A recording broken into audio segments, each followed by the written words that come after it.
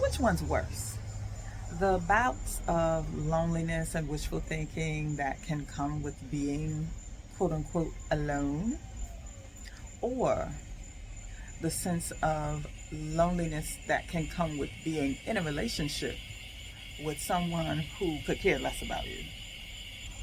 I'm human. I've experienced both.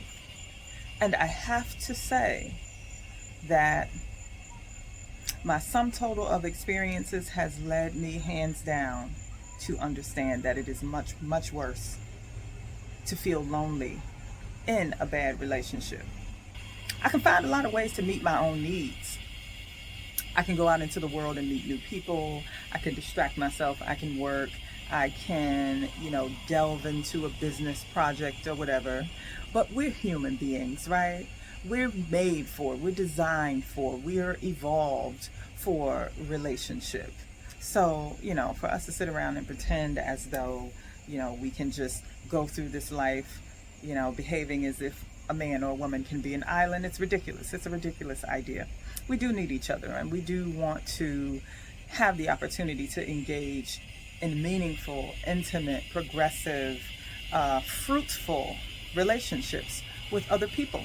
But sometimes those relationships are not available, and we have to find ways to keep ourselves occupied, to progress in life in spite of.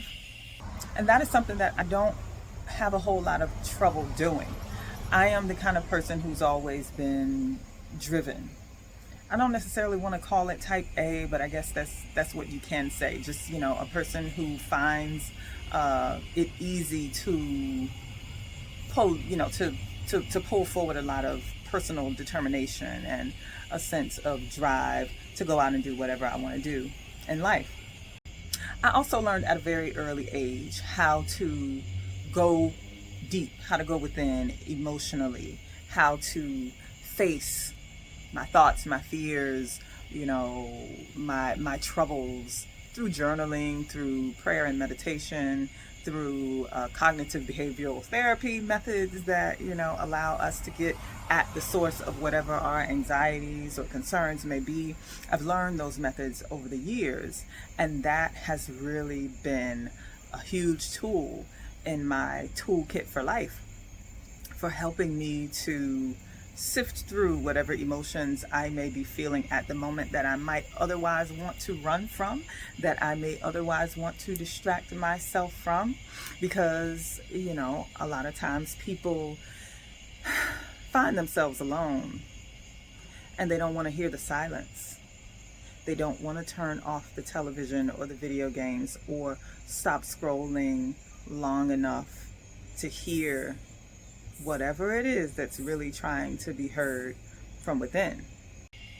In those moments, when I know that it's time to slow down and get quiet, when life is forcing me to slow down and get quiet because everybody that I want to call to hang out isn't available, the kids are away for the weekend, and life just happens to fall into place in such a way that I am alone, I try always in those moments to immediately accept the silence.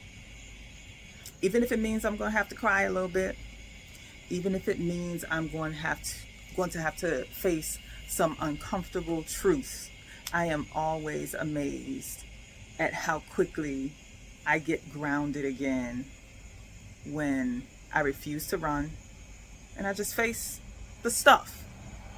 Just unpack the stuff. Then I can get on with enjoying my company, my own company, until the friends, family, or whoever else I want to hang out with is available.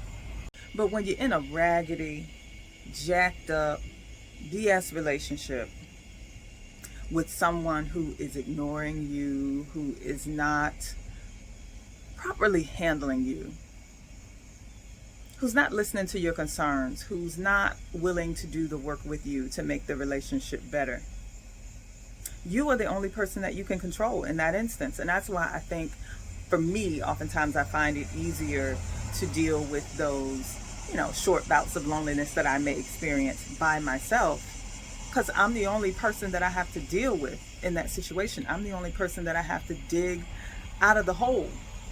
When you're in a relationship with someone else and they refuse to do the work with you, hence the relationship being raggedy, you're dragging around dead weight. I also find that when I am in relationship, I have certain expectations. I mean, what's the point of being in a relationship or friendship, if there isn't going to be some reciprocity? A certain amount of give and take is required in any kind of relationship that we have with one another as humans. So if there isn't going to be reciprocity, what you carrying around all this extra for? That extra, those expectations, all of that time and extra energy that you're putting into that relationship creates a void because you're pouring out and nothing else is filling your cup back up. The reciprocity in the relationship is supposed to help refill your cup. That's how relationships work. But if you're not being refilled, now you're working at a deficit, right? So, yeah, that just creates so much more dead weight and extra effort on your part. So much easier dealing with that other kind of loneliness that you can easily pull yourself out of. This is Inanna Joy, sharing a few of the things that I've learned and some things that I'm still learning with you.